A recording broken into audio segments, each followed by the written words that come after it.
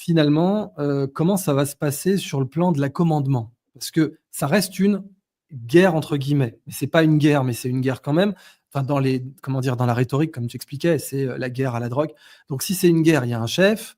Ça se passe comment en termes de commandement, en termes de chaîne, voilà? Alors normalement, en théorie, ça se fait en collaboration avec, l'armée mexicaine. Donc Mmh. normalement, c'est le Mexique qui désigne, qui donne son accord et c'est moitié-moitié, les Américains et les Mexicains. Voilà, si, il n'y a pas d'accord entre les 2, mais ça j'y crois pas, hein, je suis persuadé qu'il y aura un accord Ah d'accord. entre les Mexicains et les Américains. Qu'est-ce qui Mmh. va se passer? Bah, les Américains, vont tout faire, ils vont tout chapeauter, ils vont faire le renseignement, ils vont désigner les cibles et tout et en réalité enfin devant les caméras et dans les journaux, c'est le Mexique qui va tout gérer. En réalité, c'est les Américains qui vont tout faire, hein. On a déjà vu ça, ça s'est déjà fait. Donc, qu'est-ce qui va se passer? Ça va être, la DEA, enfin, tous les services de renseignement qui vont désigner les cibles. Après, la Mmh. chaîne de commandement, je sais pas et on s'en fout un peu et Ouais, ça mais a va être, priori, il y a un général, quoi, qui va être nommé, en fait. Il y aura bien un oui. général au-dessus de ça, c'est pas un colonel, quoi. On est quand même sur une opération qui va impliquer peut-être 20 000 personnes. Oui, là, on est quand même sur une grosse opération, là, c'est pas rien. Donc oui, Mmh. un général va chapeauter tout ça, et après, il y aura les équipes d'action directe qui vont tout détruire. Voilà, donc il y aura du ciblage, du renseignement, qui diront où sont les labos et cetera et à partir de là, bon, les cartels, s'ils sont pas trop cons, ils vont faire profil bas et ils vont se mettre en mode, survie pendant 2 3 ans et ils vont essayer de perdre un minimum d'actifs, quoi. Parce que le C'est but pour eux, ça. c'est de pas perdre de matériel. Parce que oui, les Mexicains, oui, enfin, le cartel mexicain, ils sont nombreux, ils sont Mmh. riches, ils ont beaucoup d'armes, ils ont peut-être un petit peu de renseignements ou autre, mais ils ont Mmh. pas du tout la puissance d'une armée. Ils sont très, très Ouais. loin d'avoir ils ont pas les satellites, ils ont pas les drones nouvelle génération parce qu'ils vont travailler avec des Reapers, avec des drones nouvelle génération qui permettra, comme tu disais tout à l'heure, de montrer le matériel qu'ils utilisent et donc de montrer la boutique américaine de l'armement américain.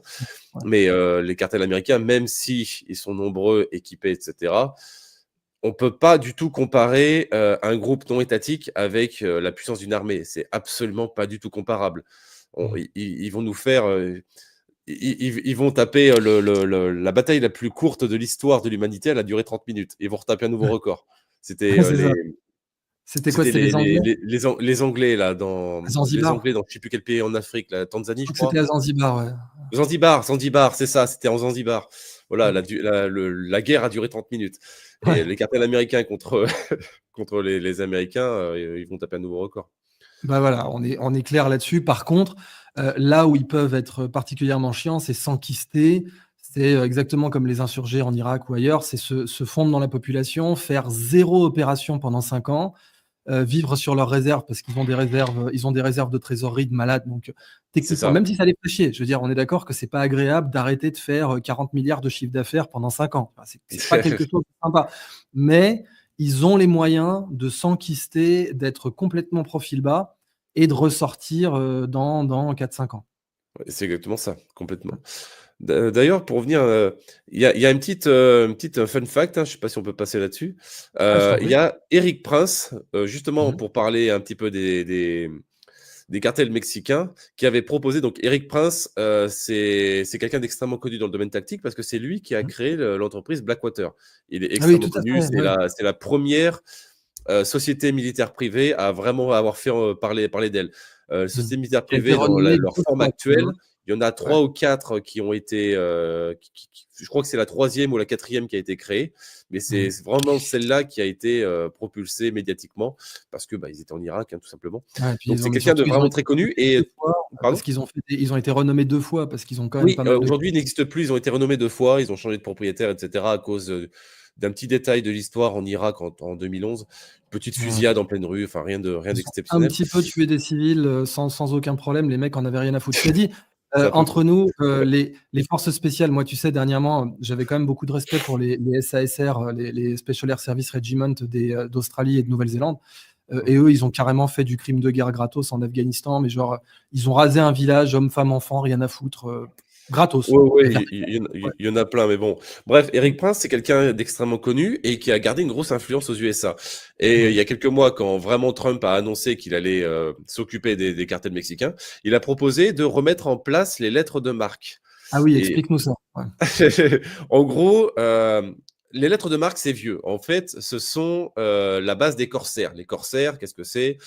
Ce sont des civils, bien souvent des marins et bien souvent des commerçants, qui ont le droit à la demande de l'État. Donc l'État leur donne l'autorisation de s'attaquer aux pays qui sont en guerre contre leur propre pays. Donc tous les pays, beaucoup de pays ont fait ça, mais on va rester sur la France.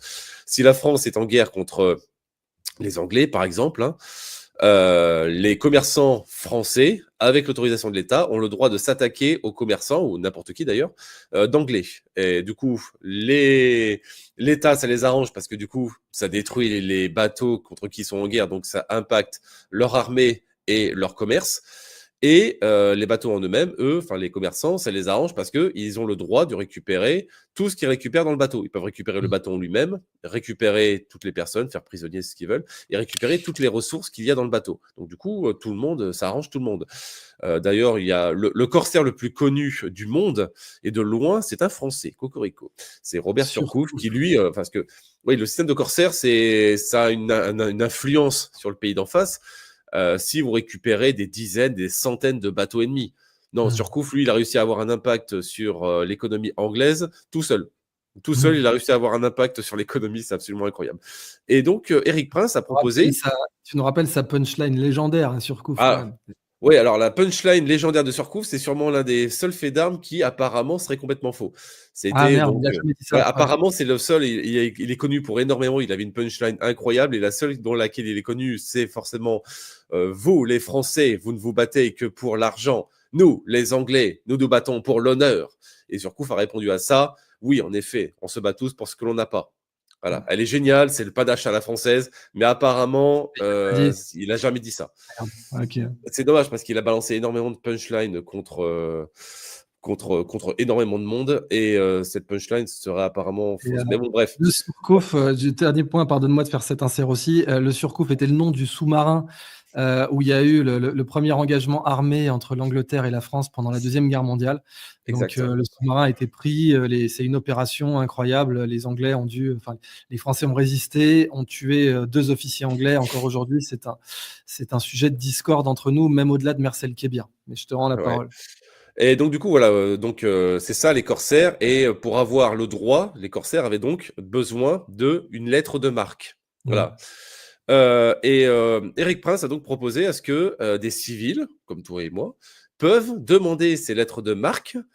Si vous avez le niveau opérationnel, sous conditions, etc., vous pouvez avoir cette lettre de marque, et dans ce cas-là, vous occupez de ce que l'État doit faire. C'est-à-dire que si l'État doit s'occuper d'un cartel mexicain à tel endroit, etc., eh bien, des civils, avec cette autorisation, pourraient le faire. Donc, en gros, ça sert à favoriser et à mettre... à faciliter les sociétés militaires privées avec n'importe qui. Alors, on est d'accord qu'en France, ça n'a aucune chance d'arriver, ça. Non, en France, la France est l'un des pays qui vraiment refuse le mercenariat. Officiellement, alors je me trompe peut-être, mais ça a peut-être changé depuis, mais il y a quelques années, il y avait une seule société militaire privée qui était autorisée en France. Alors, je me souviens plus du nom. Le fondateur s'est suicidé avec un missile dans le dos sur son hélicoptère. Okay. Non, il a jamais été retrouvé. Il a jamais été retrouvé. On ne sait pas comment il est mort. Il n'a jamais été retrouvé. La société a changé de nom, etc. Que je sache, c'est le seul. Je ne sais pas si je connais 2-3 groupes tactiques qui ont peut-être ce statut. Je suis pas sûr. Mais en gros, la France refuse catégoriquement les sociétés militaires privées. Ils ont des antennes. C'est vrai, il y en a qui sont connus. Ils sont à Nice, ils sont à Marseille, etc. Il y a des antennes qui sont connues, mais aucune qui soit vraiment en France. Donc, en France, ils veulent pas. Ils veulent pas. Ce qui est stupide, ce qui est complètement stupide. On pourrait en reparler si tu veux une autre fois, mais peut-être pas plus dans notre culture. Autant à l'époque des corsaires, on avait quand même une culture assez libérale entre guillemets, pas dans le sens américain, mais où l'initiative individuelle était davantage respectée. On était un pays un peu plus décentralisé. Maintenant, l'initiative individuelle, elle fait très peur. D'ailleurs, le port d'armes, je veux dire, de base, pour avoir des lettres de marque, pour pouvoir intervenir sur des narcos, il faut au minimum avoir le port d'armes légal dans le pays, tu vois. C'est ça. En France, c'est mort. Non, et même moi, si demain l'État m'autorise à avoir une lettre de marque pour m'occuper de... Voilà, je le refuserai, pas en France. Tu finirais en tôle. Non, voilà, c'est ça, le moindre pied de travers. Voilà, je veux dire, je ne prendrai pas le risque d'être sous l'autorité de l'État en tant que civil. Voilà, parce que comme je disais tout à l'heure avec Blackwater, là en Irak, on ne sait toujours pas vraiment ce qui s'est passé. Les morts qu'ils ont fait en 2011 sur place, eux se sont toujours défendus. Pour eux, c'était vraiment une attaque. Ils se sont fait attaquer et ils ont riposté. Et c'est très possible que ce soit vraiment le cas parce que ce sont des civils. Voilà. Marsoc, qui sont un groupe extrêmement connu, extrêmement réputé, extrêmement bon, quand eux se sont pris une attaque dans la tronche et qu'ils ont riposté normalement, leur hiérarchie les a complètement abandonnés et on conclut que c'était eux qui ont fait des crimes de guerre. Ils ont Ouais, dû parce que le attendre 10 ans principe, pour être innocentés. Et ce mmh, sont des militaires reconnus d'unités spécialisées. Et ils ont ouais, été lâchés par leur hiérarchie.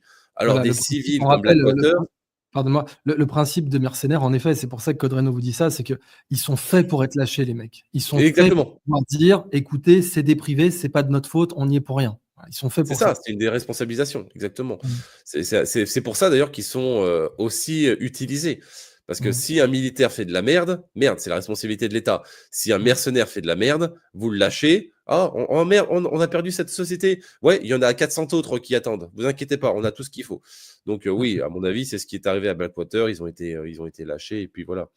Ouais, ouais. Rien qu'en Irak, je crois que l'État embauchait 350 sociétés militaires privées. Un truc comme ça.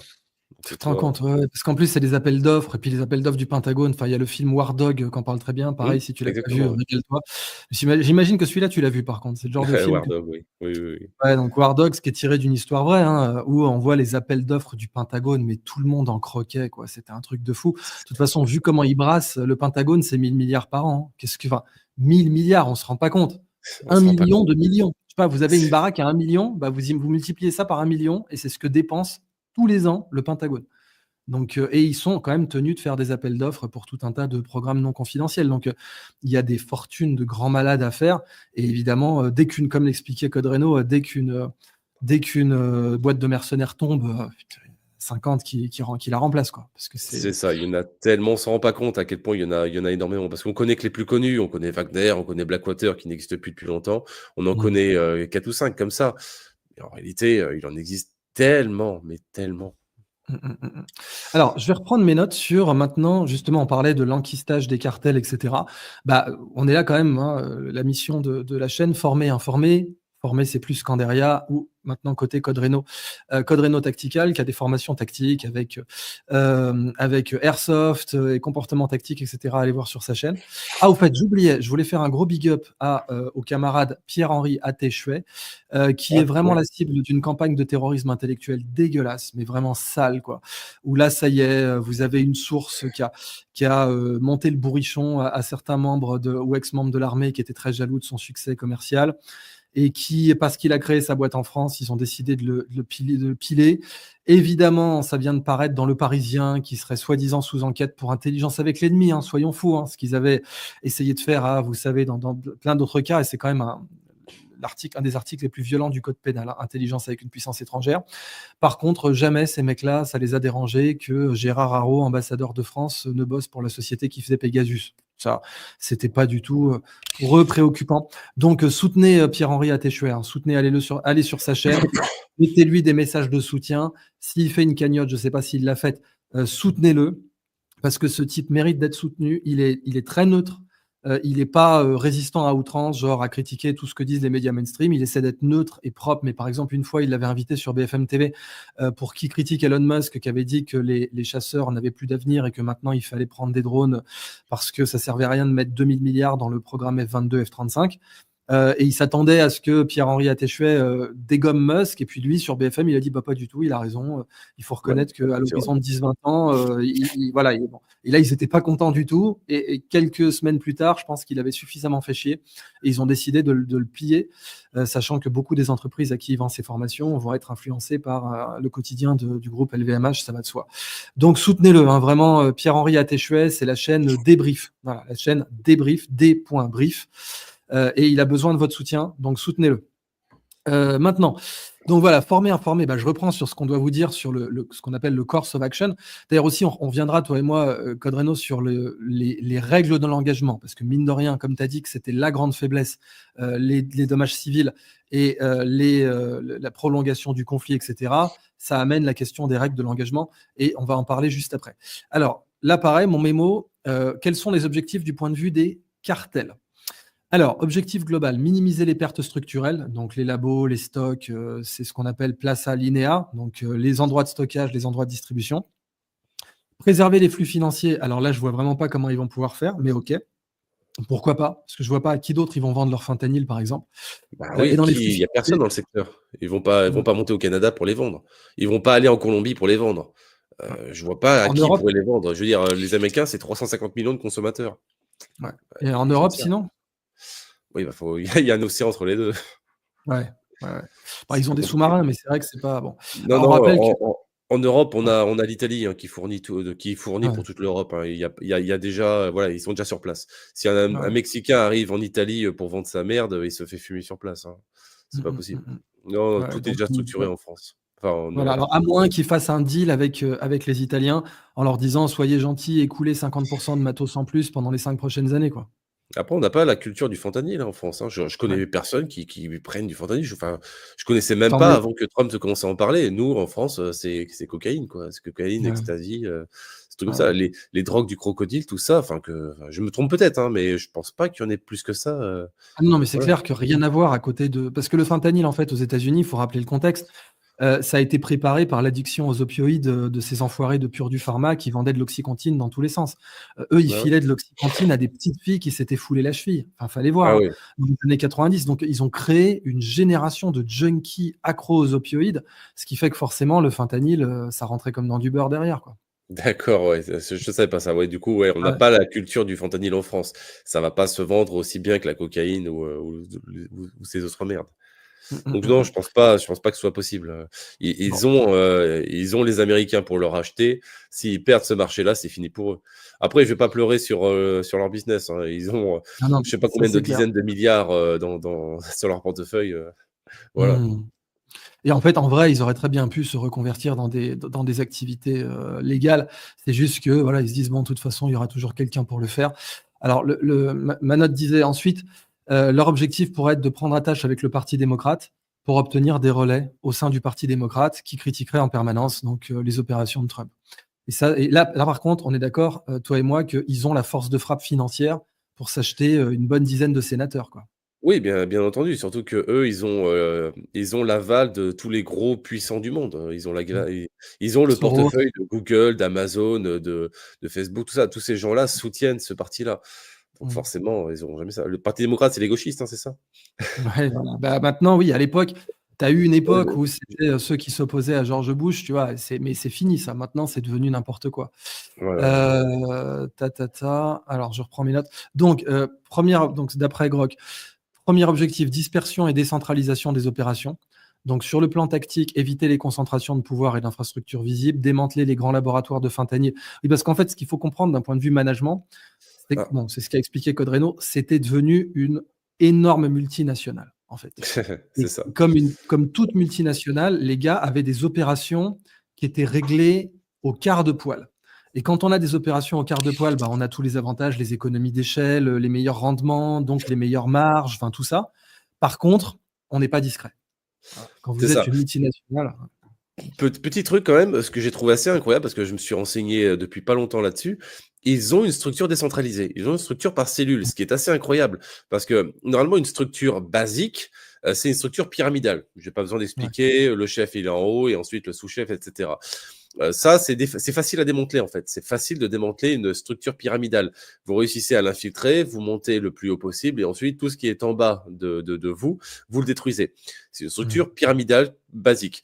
Et une structure par cellule, donc qu'on appelle aussi une structure de combat sans chef, Ouais. c'est impossible à détruire en fait. Vous ne pouvez pas détruire ce genre de structure parce que vous ne Mais ils pouvez sont pas pas faits pour ça l'infiltrer. en Si plus, vous eux. Mmh? Ils sont pas faits, c'est pas le FLN en 59, ils sont pas faits pour combattre, ils sont faits pour rentrer du pognon d'abord. Exactement, exactement. Ce ne Ouais, sont pas des combattants et du coup, cette structure est parfaite pour eux. Donc la structure de cellule, sans chef, donc c'est un petit peu, je sais pas, les Anonymous par exemple, ouais. ou les Bah, résistants c'est 2e plus le guerre cas mondiale, maintenant, mais comme ça. mmh. Et c'est très difficile de les détruire, non pardon, c'est impossible de les détruire en s'infiltrant chez eux. La seule façon Mmh. pour les détruire, comme tu dis, c'est, trouver les laboratoires et taper directement dans le portefeuille. Bon Mmh mh. ça, voilà.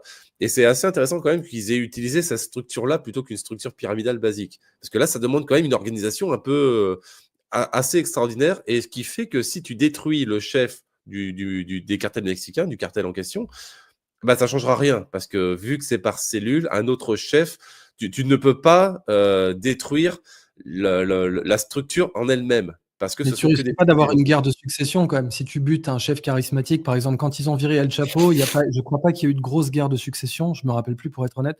Dites-nous dans les commentaires s'il y en a une. Mais normalement après, tu peux faire imploser aussi l'organisation qui va se fracturer en sous-secteurs, par exemple, Mmh. celui de l'État de Tabasco, celui de l'État du Chihuahua, celui de l'État de Oui, ceci, celui de l'État de cela. oui, exactement, c'est ça. Mmh. Ouais, alors on nous Alors, parle je de sais la pas si ces ZSA. cartels-là, ils ont que la drogue, par contre, dans leur, Non, ils ont trafic d'êtres humains, bien sûr. Trafic c'est d'êtres ça, humains, j'imagine qu'ils ont aussi extorsion, ça, oui. chantage, blanchiment d'argent, Ouais. mais la drogue reste leur 1re source de revenus.